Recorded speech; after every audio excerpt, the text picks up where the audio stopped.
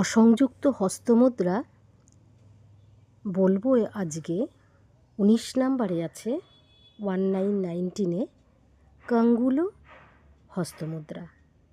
পদ্মকোষ মুদ্রা থেকে অনামিকা আঙুল ভেতরের দিকে ঝুঁকিয়ে দিলে হয়ে যায় কাঙ্গুলো মুদ্রা। এর প্রয়োগ হয় ছোট ফল, ছোট চুড়ি ইত্যাদি।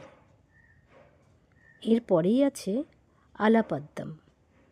সব আঙুল ছড়িয়ে ঝুঁকিয়ে দিলে হয়ে যায় আলাপাদ্মা হাস্তা।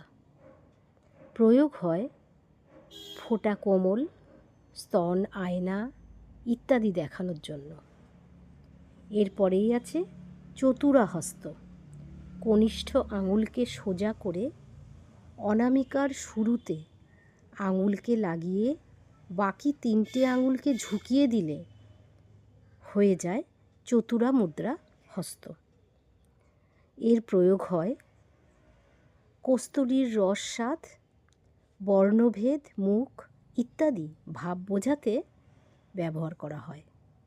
এরপরেই আছে ভ্রমরা হস্ত। মধ্যমা আঙুলকে মিলিয়ে তর্জনীকে ঝুঁকিয়ে আঙুলকে